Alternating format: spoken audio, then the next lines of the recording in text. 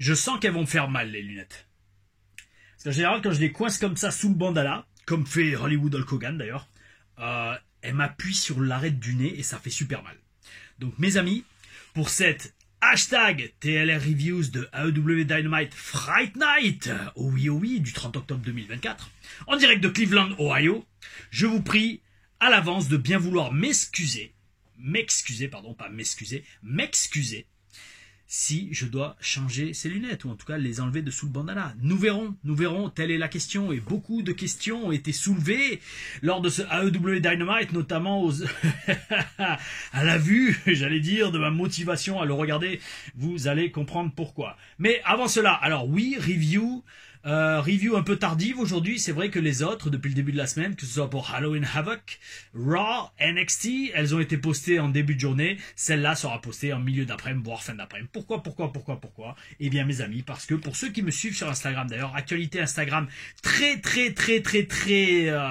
soutenue et intense ces derniers jours, aujourd'hui, je suis retourné vite fait, excursion express à la campagne, dans l'arrière-pays, à Roquestéron, ce petit village sur les collines de Nice, et à 1h30 de route à peu près de Nice. C'est ça qui est bon en fait sur la Côte d'Azur, vous savez, c'est ça que je kiffe, c'est que, bon après il y a plein d'endroits très bien en France et dans le monde, mais sur la Côte d'Azur, vous avez la mer, la plage à disposition dans la ville, et en bagnole, 1h30 de route, en bagnole, bus, peu importe, train, vous êtes dans les montagnes, et ça, je kiffe. J'adore la campagne, j'adore les montagnes, j'adore la nature, et j'ai repris un bon bol d'air et d'énergie ce matin, donc sur un lieu où en parlant d'actualité Instagram, la semaine dernière, jour pour jour, j'avais fait une partie d'une grosse séance photo, dont une partie a été postée sur Instagram, celle avec la tenue templière, de Templier, et après c'était enchaîné une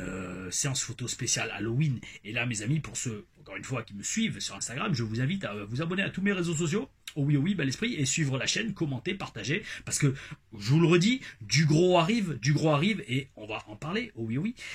Donc pour ceux qui me suivent sur Instagram, vous avez vu que ça y est, pour Halloween, ça y est, là je suis en train de me transformer, c'est bon, ça y est, hier la transformation en reptilien a littéralement commencé. J'ai la moitié du visage en reptos, oh oui, et ce soir, je vous annonce, ce soir pour Halloween, début de soirée, ça sera la full transformation. Absolument tout le visage recouvert d'écailles, oh oui. Ce soir, sur Instagram, @TomLaRufa. Oh oui. Et donc aujourd'hui, ce matin, je suis retourné à ce petit lieu, cette petite chapelle isolée en pleine nature, pour faire un bon bol d'énergie et de plein air. Et alors, j'ai filmé tout le trajet avec cette petite caméra portable qu'on fixe sur le front comme ça. Comme vous avez pu la voir et comme vous pouvez la voir sur ma nouvelle photo de profil, aussi bien sur YouTube que sur Instagram, que sur Facebook et peut-être même X, parce que c'est plus Twitter, même si je dis encore Twitter. Et donc, comme je vous disais, il va y avoir du lourd qui arrive sur la chaîne. Je veux dire, la chaîne se développe non-stop. Vous avez tous adoré le vlog à Chypre. D'ailleurs, merci. Ça m'a fait chaud au cœur que vous appréciez c'est même pas ce format. C'est que vous appréciez de me voir, me livrer et vous montrer c'est quoi ma vie le week-end, j'ai envie de dire. Les TLR Reviews, ça continue. Même s'il va peut-être y avoir du changement la semaine prochaine, on va l'annoncer. D'ailleurs, en parlant de changement, allez hop, c'est le mot magique. Waouh, je vous dis, je commence à voir la marque direct. Vous voyez comme ça appuie, regardez. Aïe. Allez hop, on les met par-dessus. Et là, c'est parfait. Il faut juste qu'elle soit bien droite. Oh oui. Donc, mes amis, en parlant donc de TLR Reviews, je me demande s'il va pas y avoir du changement la semaine prochaine dans l'organisation des reviews. On en parlera à la fin de la semaine. Parce que comme je vous l'ai dit, c'est la semaine, un jour, une vidéo. Donc là, on fait Dynamite. Demain, on fera TNA. Il me tarde de faire TNA, voir un peu la qualité du produit. D'ailleurs, je sais même pas combien l'émission dure. J'espère que c'est 2 heures. Après, il y aura SmackDown samedi et dimanche, Crown Jewel. Oh oui. Semaine complète. À la fin de la semaine, à la fin de Crown Jewel, je pense que je ferai un bilan de la semaine et savoir quelle émission m'a le plus marqué. Et peut-être prendre une décision en fonction de ça. Parce qu'il y en a plein, comme NXT ou quoi, que je ne fais pas régulièrement et que j'adore. Et je vais pas vous mentir, AEW cette semaine, j'étais pas motivé. AEW Dynamite, je sais pas pourquoi, énergétiquement, j'étais pas motivé. Et donc, on va voir dans cette hashtag TLR Reviews, oh oui. Mais avant d'y arriver, je finis ce que je disais, mais bon, on va voir dans cette TLR Reviews si, en fait, j'ai eu raison ou pas. Et donc, bref, pour dire, donc, il y a du lourd qui arrive sur la chaîne. Oh oui. Et ça, vous allez kiffer. Il faut juste que j'ai pas mal déjà de footage, d'enregistrement. Il faut que je trouve le meilleur format en fait. Il faut que je trouve le meilleur format pour que les gens kiffent et comprennent et comme dirait Guillaume Lepers, ne chope pas le mal de mer. Oh oui, oui, je n'en dis pas plus. Oh oui, oui. Allez les amis, c'est parti. AEW Dynamite Fright Night spécial Halloween. Et avant de commencer, un petit coup d'eau solarisée. Alors pour ceux qui... Dites-moi dans les commentaires si vous savez c'est quoi l'eau solarisée. De toute façon, une recherche... un poil de moustache. Ok. De toute façon, une petite recherche Google vous donnera la réponse. Mais ouais, eau solarisée, bel esprit. Très très bel esprit.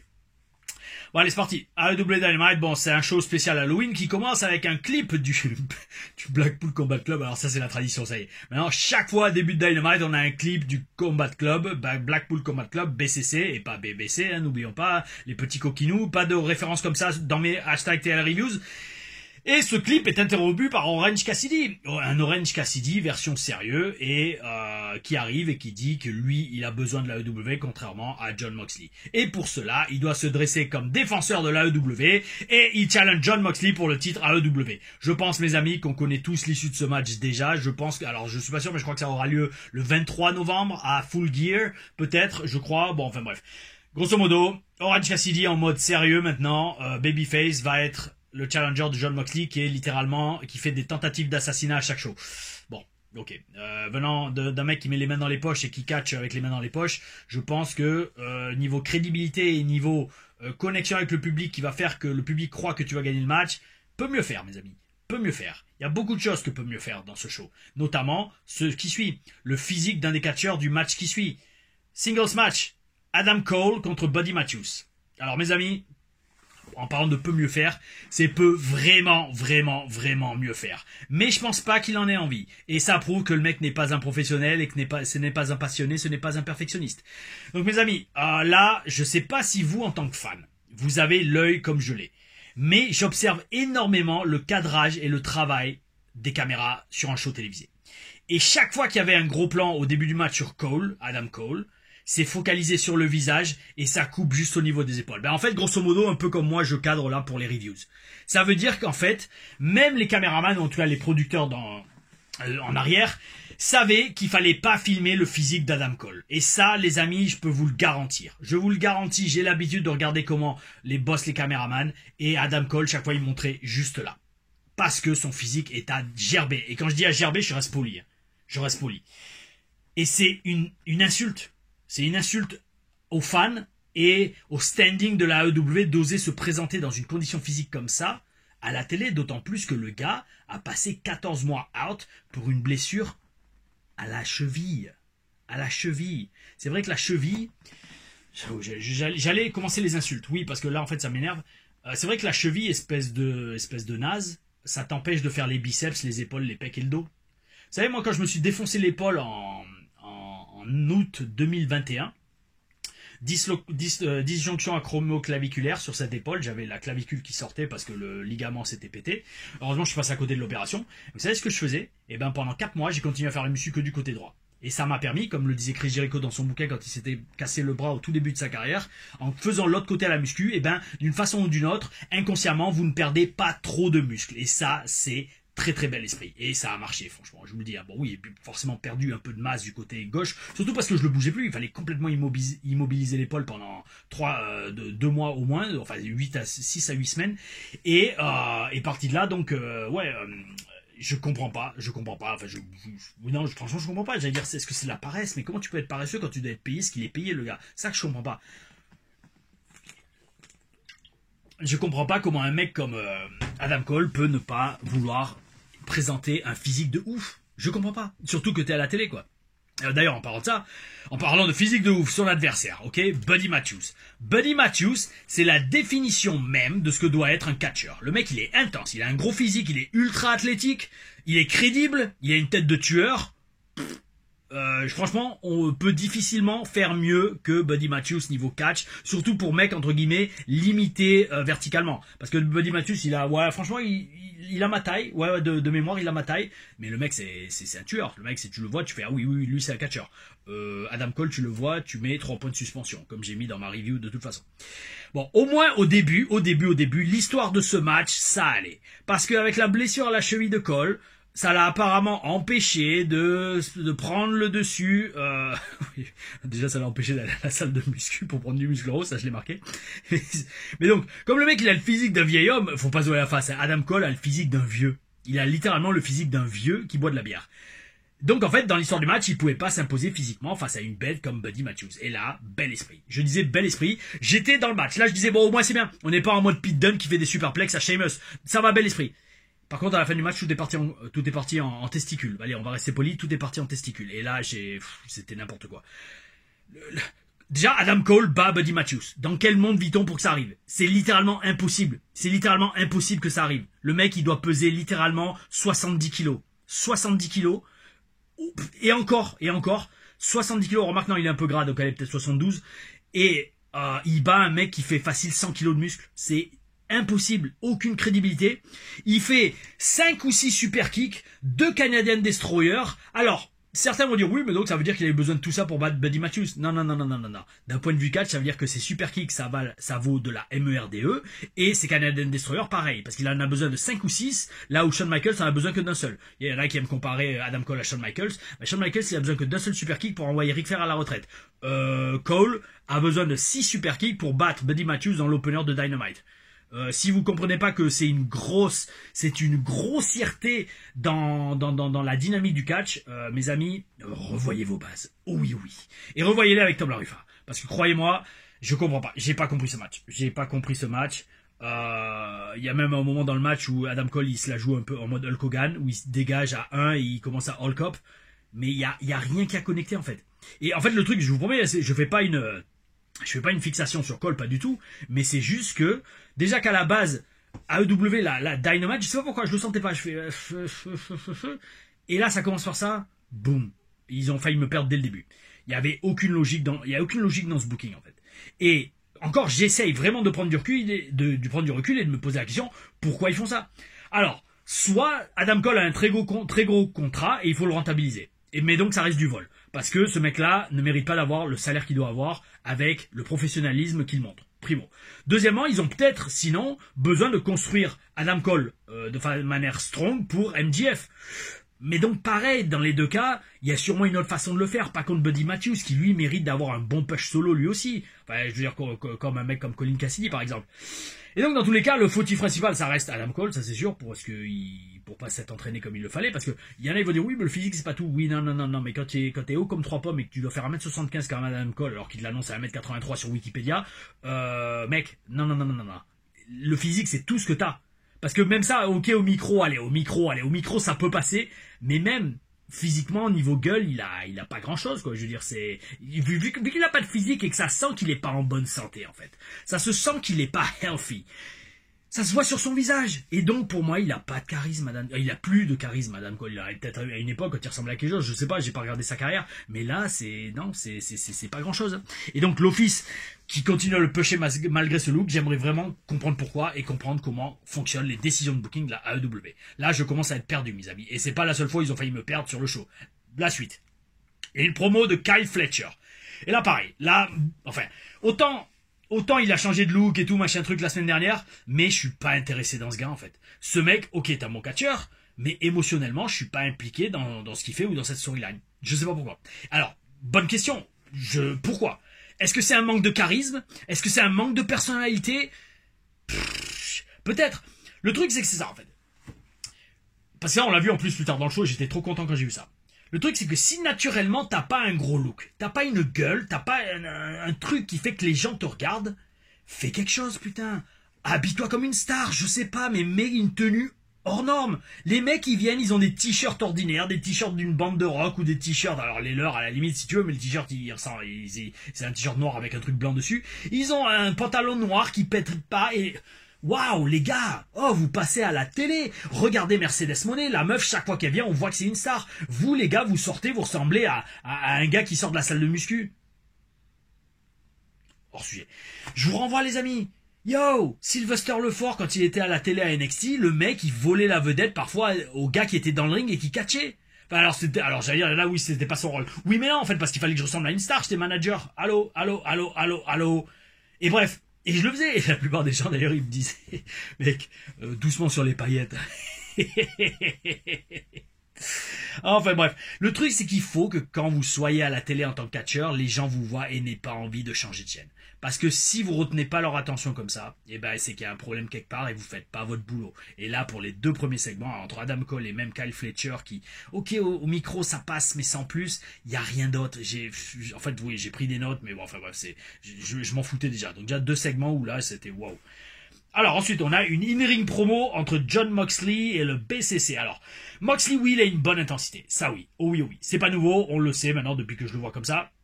C'est probablement d'ailleurs, comme je l'ai déjà dit, la meilleure version de Jon Moxley qu'on a jamais eue. D'accord. Jon Moxley avertit Orange Cassidy que ça se passera mal pour lui s'il continue comme ça dans sa quête à voir le titre à AEW. Et ça dégénère, baston général entre le BCC et une partie du roster. Alors là, il y a Darby Allin qui arrive par le plafond à la Sting. Alors, je sais pas s'il l'a déjà fait, je sais pas s'il le faisait souvent avant ou quoi, mais la foule a popé de ouf. Alors j'ai envie de dire peut-être ils ont pas l'habitude de le voir, je sais pas. Gigantesque baston général, ça par contre je kiffe. Tout part en live, oh oui, et c'est la première partie du show que je kiffe vraiment bien jusqu'à présent. Pourquoi? Parce que moi je suis un grand fan quand ça part en baston général dans le ring, on le voit plus assez souvent, notamment à la WWE, on le voit jamais. On l'a vu, non même pas avec Bronson Reed, mais à AEW. Oh oui. Peut-être on le voit un peu trop, mais moi je suis un grand fan parce que ça me rappelle l'époque NWO. NWO, oh oui, où ça partait en live entre la NWO et le roster WCW, parfois avec le Wolfpack, parfois avec la LWO. Oh oui, c'était le bel esprit et la grande époque. Suite à ça, mes amis, on enchaîne direct sur, alors, voilà, oula, ça aussi. Oulala, AEW World Tag Team Championship entre les Young Bucks et Private Party. Alors, la stipulation, c'est que si Private Party perd, ils se séparent et on était tous d'accord que c'était une stipulation un peu normale. Alors, pareil, là aussi, ce match, émotionnellement, je suis pas vraiment impliqué parce que Private Party, je les connais pas, je connecte pas et en toute franchise, les amis, il y a des équipes bien meilleures qu'eux et bien plus entertaining qu'eux. Avec des meilleurs physiques, avec des meilleures prises aériennes et des meilleurs gimmicks pour, ne serait-ce que les Acclaimed. Les Acclaimed sont largement mieux que Private Party. Là, totalement. Et bref, dans ce match, en fait, donc déjà à la base, j'étais pas trop motivé, et dans ce match, j'ai vu beaucoup d'incohérences. Alors, déjà, premièrement, il y a un des deux de Private Party, je sais même pas son nom, il se met à pisser le sang dès le début du match. Il reste à l'extérieur du ring complètement sonné pendant 5 minutes. Et 5 minutes plus tard, il revient sur l'apron pour reprendre le match comme si de rien n'était. Il vendait même plus sa tête. Il se touchait un peu le front, genre ah je saigne, ok d'accord. Mais waouh, frérot, là aussi un tel manque j'allais dire de talent, oui, de talent et de professionnalisme, ça me sort par les oreilles. Ça me sort par les yeux, ça me sort partout en fait, par tous les orifices du corps, littéralement. Oh oui, et je laisse marcher votre imagination pour l'image que je viens d'utiliser. Je vous renvoie vers mon vlog à Chypre, mes amis. Vous verrez dans le premier match, le mec bosse mon bras. Ça a été probablement la meilleure vente du bras que j'ai jamais fait de ma carrière. Et je vendais tellement le bras que je vous promets que j'en ai eu mal jusqu'à ce que je rentre à l'hôtel. Allez comprendre pourquoi. Alors, c'est sûr qu'énergétiquement, j'y mettais beaucoup d'intention de vendre mon bras comme si j'étais réellement blessé. Et en fait, et c'est le promoteur qui m'a dit ça, Barry Chambalous, je crois, celui qui commente, d'ailleurs c'est lui qui commente les matchs qu'il y a dans le vlog à Chypre. Je vous conseille d'aller voir ce premier match, hein, tous les 3 matchs, mais tout le vlog aussi. Mais le premier match, je suis vraiment très fier de lui parce que moi, c'est cas d'école pour comment vendre son bras. Hein. Parce que le bras, je l'ai pas utilisé une seule fois de tout le match dès qu'il a commencé à bosser dessus. Mes amis, allez voir, vous allez kiffer. Et bref, tout ça pour dire, je parlais avec le promoteur, Barry, qui fait les commentaires sur les matchs en anglais, et il me disait, ouais mais après c'est normal, t'as eu mal après le match, parce que t'as contracté le bras pendant 10 minutes, et c'est vrai en fait, quand tu vends le bras, tu ramènes l'épaule près de toi, et donc tu contractes tous les muscles, les faisceaux du deltoïde, et biceps, triceps. J'arrive dans le vestiaire après le premier match, j'ai une lourdeur, ça lance dans le bras, je fais mais qu'est-ce qui se passe? Je me suis vraiment démis l'épaule.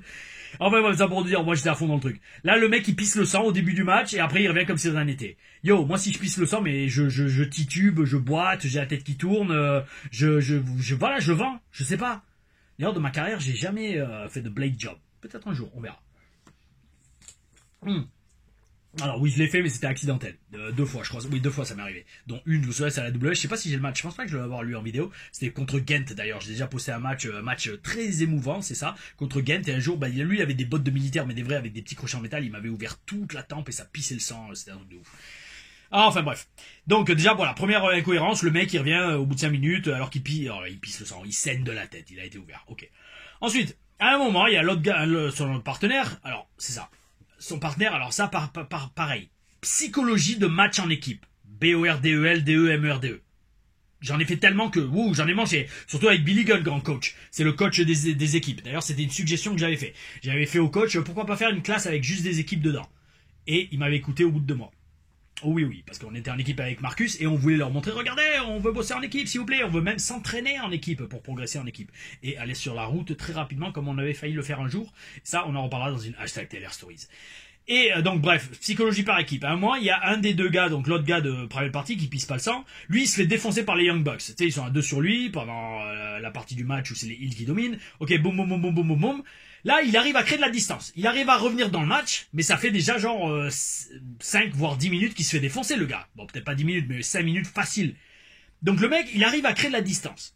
Comprenez, mes amis. Là, j'allais dire, pas des secrets d'insider, mais c'est pour vous expliquer comment le catch fonctionne. Et c'est pas une question, oui, mais on fait des improvisations, on réinvente la roue. Non, la roue a pas besoin d'être réinventée. Si on raconte une histoire, c'est pas si. En catch, on raconte une histoire. Et pour raconter une histoire en équipe, pour citer Billy Gunn quand il nous entraînait au Performance Center, le truc, c'est que quand vous êtes dans le ring, en match en équipe et que vous vous faites défoncer, ou à l'inverse que vous êtes sur l'apron et que votre partenaire se fait défoncer au milieu du ring, la chose la plus importante qui compte pour vous actuellement à ce moment-là dans votre vie, c'est de passer ce PUTIN de relais.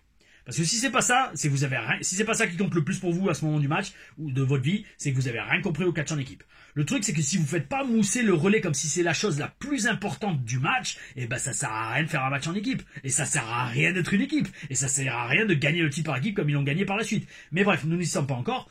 Et donc, une autre image, là, ça c'était énorme. C'était une autre image. C'était énorme. J'avoue, on avait bien rigolé, mais c'était hardcore. Et je la partage avec vous. Et pour vous compreniez, en fait, c'est quoi la mentalité du catch par équipe, surtout en mode Big Leagues, WWE, TNA, AEW, comme ça devrait l'être.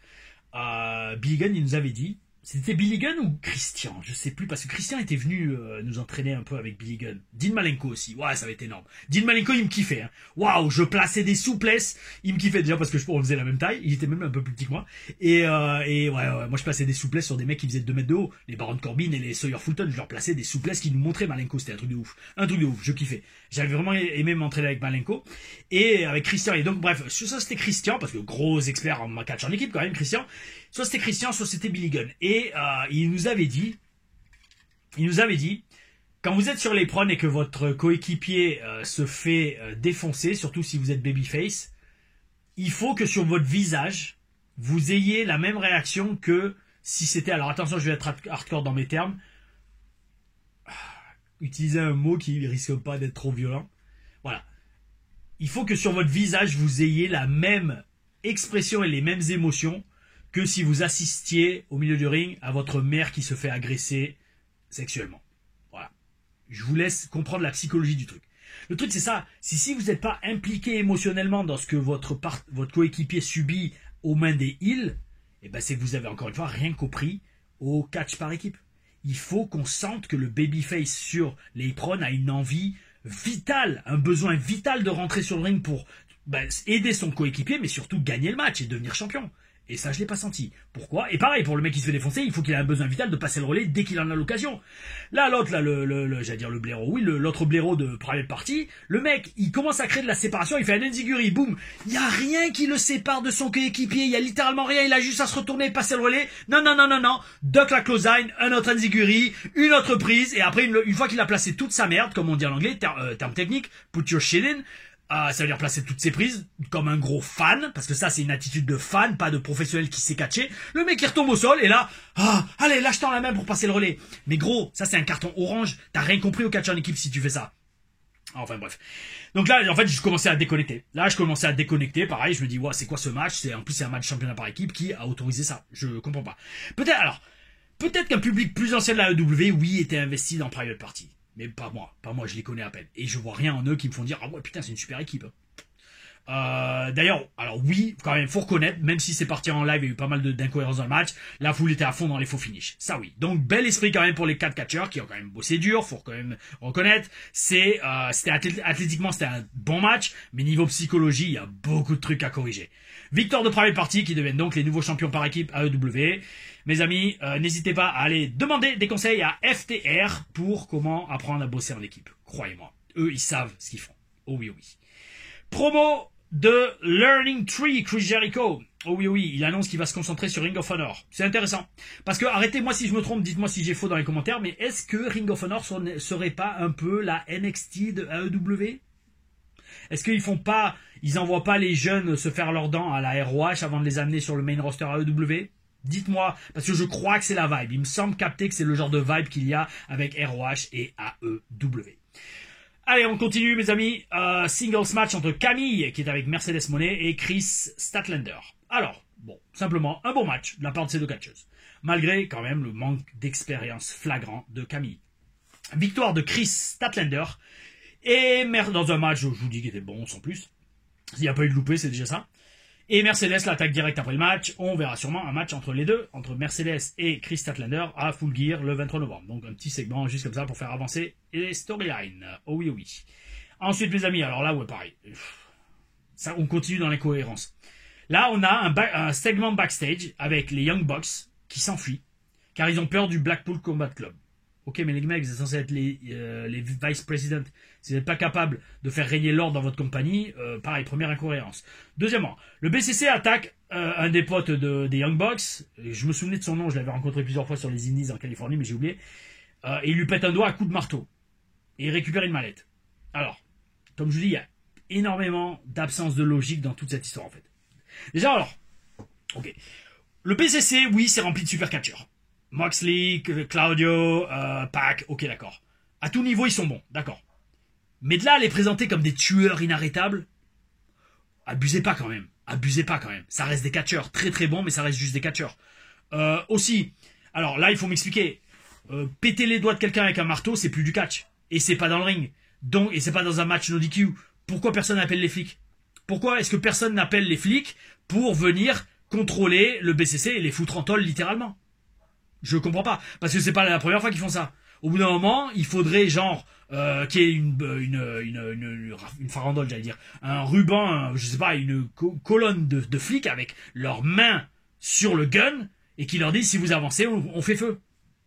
Et là, il serait capable d'avoir John Moxley qui sort un gun niveau booking, niveau cohérence du booking. Enfin bref. Je sais pas, franchement, c'est dommage parce que je commence à déconnecter de cette storyline là aussi. Je commence à déconnecter parce que je me dis, bon, ok, d'accord, on a eu l'effet de surprise, Moxley gagne le titre, il revient, il fout le bordel, ok. Mais là maintenant, ça fait des semaines et des semaines que ça se passe et il n'y a rien qui est fait et ils font genre ça empire. Mais non, en fait, si tout le roster se met sur les 3 gars du BCC, c'est bon, c'est plié. Et puis même, vous appelez des flics, vous les faites arrêter. Qu'est-ce qui se passe en fait? Qu'est-ce qui se passe niveau storyline? Où est-ce qu'on va? Et en fait, c'est ça le truc. J'ai l'impression, alors c'est mon impression, mais je sais pas, je peux me tromper, mais j'ai l'impression qu'ils bookent limite semaine par semaine. Et je crois que j'avais lu ça en plus de toute façon sur les dirt sheets. J'avais vu ça que AEW maintenant ils bookent d'une semaine à l'autre. Mais le problème dans ça, c'est que est-ce qu'ils savent seulement où ils veulent aller avec cette storyline et quel va être le finish? Moi, vous savez les amis, quand je fais une storyline, j'en fais pas beaucoup dans le catch français. En général, je fais celle où je suis impliqué, mais je commence par la fin. Et c'est pareil pour les matchs. Je commence par la fin, et en fonction de savoir là où on veut arriver, on va à reculons. C'est la base. Triple H faisait pareil pour NXT TakeOver. Il avait sa carte de TakeOver, je l'avais expliqué dans ma première TLR Stories, non, c'est les colonnes, TLR Stories, où j'explique comment on était arrivé à TakeOver. En fait, ils avaient fait la carte 2 mois avant, et en fonction de la carte, en disant, Enzo Amore contre Sylvester Lefort dans un match cheveux contre cheveux, 1 contre 1, et ben en fait, à reculons, ils avaient fait tout le booking sur les différents épisodes télé d'NXT. Et ben ça devrait être fait tout le temps comme ça, mais j'ai l'impression qu'à la AEW, ils font pas comme ça. C'est pour ça que je vous redis, je dis pas ça pour casser la AEW, j'aime beaucoup des catcheurs qui y sont, et on a besoin de la AEW, ça c'est clair et net. De toute façon, on va le voir dans le segment suivant d'ailleurs. Mais, fuck, les gars, c'est vrai que vous alternez le très bon et le très bof. Main event, mes amis, Swerve Strickland contre Shelton Benjamin. Un match que je voulais voir et un match entre deux excellents catcheurs. Et incroyable, je le redis, quand on considère que Benjamin a quasiment 50 ans, il a 49 ans. C'est un truc de ouf. Le mec, il a un physique et il catch super bien. Bravo mec, bravo, respect total. Et on sent d'ailleurs qu'il a retrouvé, enfin c'est peut-être moi qui se ressenti, peut-être vous aussi, mais je sens que Benjamin a retrouvé, enfin Shelton, j'arrive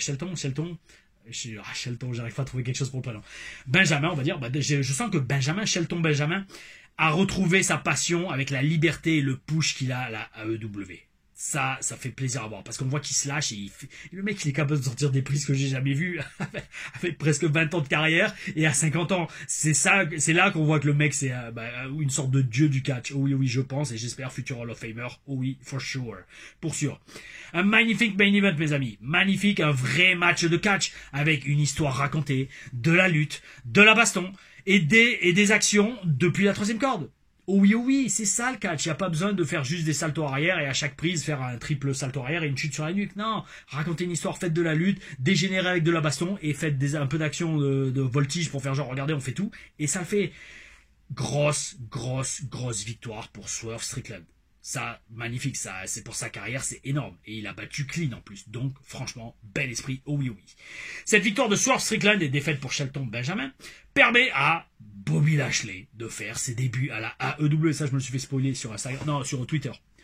Motherfuckers. Mais bon, après, c'est prévisible, hein. Et Bobby Lashley, il arrive et le mec, déjà, respect total, frérot, magnifique costume en cuir que tu as. Oh oui, magnifique. Le mec, il arrive avec un look de ouf. Il faut me dire où tu l'as acheté, hein, parce que ça, des costumes en sable, noir, rouge, blanc, mais waouh, magnifique. Et donc là, j'en reviens pour dédicace à nos amis Adam Cole et Kyle Fletcher. Voilà ce que je veux dire par DMERDE, toi, pour avoir le look. Un look de star. Oh oui. Le mec, il arrive.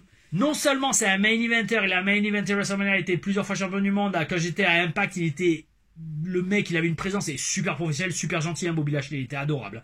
Adorable quand j'étais à Impact, le peu qu'on a échangé. D'ailleurs, la nounou de ses enfants était français, je l'avais déjà dit, je crois, dans une review.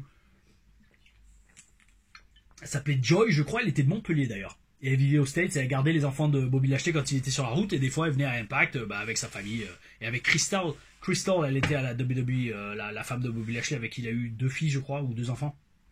Enfin, en tout cas, à l'époque. Il y a 8 ans, à Impact. Et franchement, voilà, le mec, il a rien à prouver, et en attendant, il investit pour ressembler à une star. Bel esprit. Et je redis, je comprends pas comment on peut être sous contrat à la AEW et pas se dire, tu sais quoi, Bobby Lashley a l'air d'une star, je vais me démerder pour être avoir encore plus un look de star que lui. Moi, ça serait ma mentalité. Enfin bref. Et bref, ça annonce donc des gros matchs à venir entre Swerve et Lashley. Oh oui.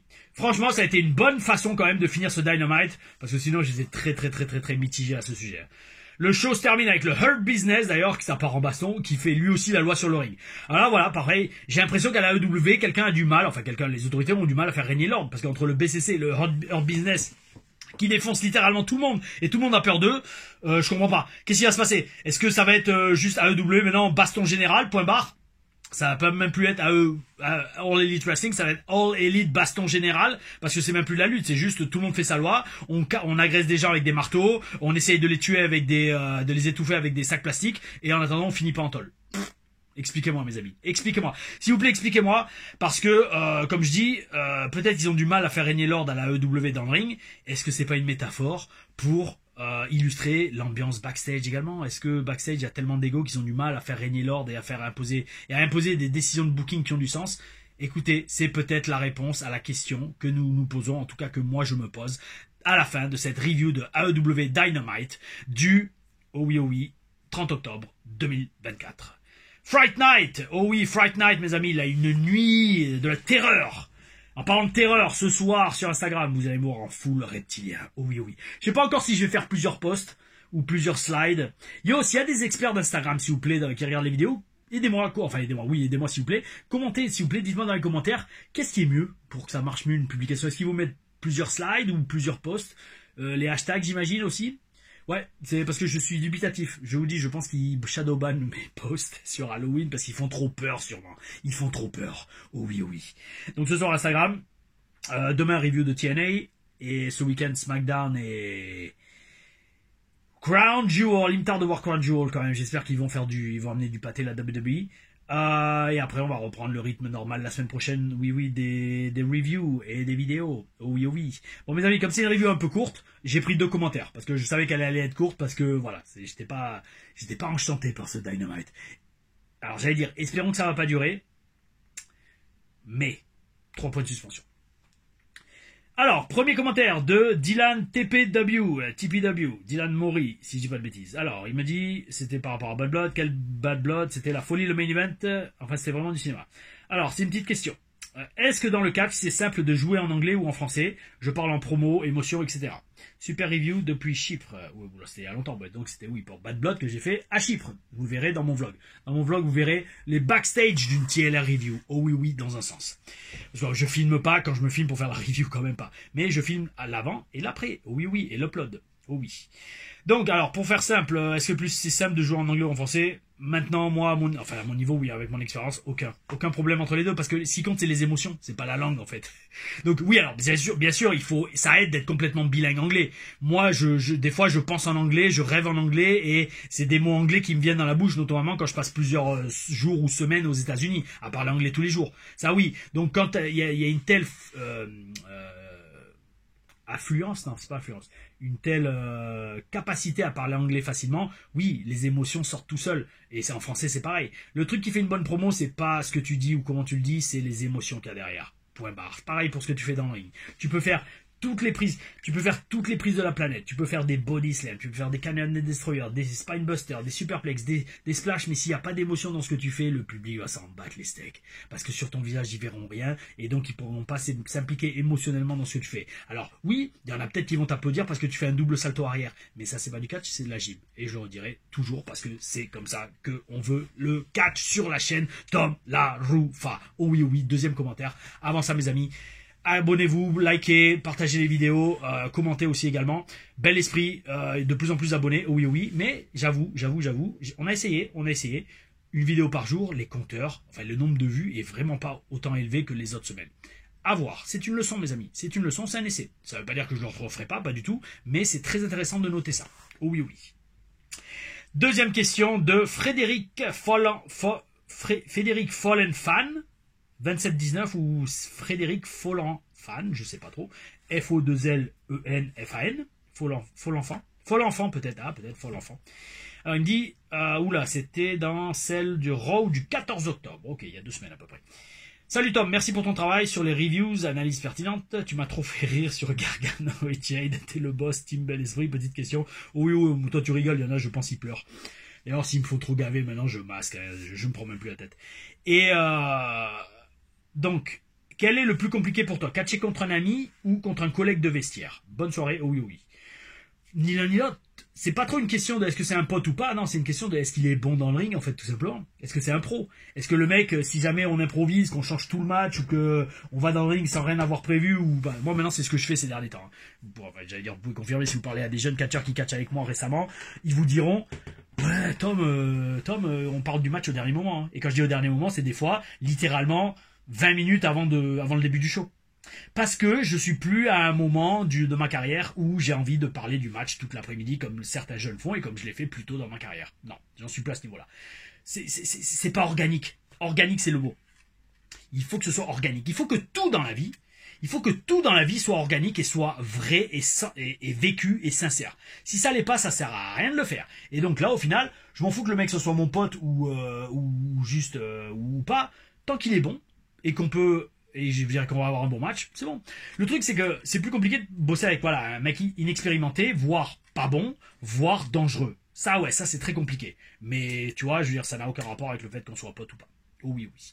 Alors oui, bien sûr, avec un pote, je vais avoir tendance à déconner un peu plus, tu vois. Je vais lui faire des blagues dans le match, ou ça, ouais, ça arrive, quoi. Mais voilà, voilà, il faut que ce soit un pote. Alors, on va dire, c'est peut-être plus agréable de catcher avec un pote, parce que tu sais que tu peux déconner.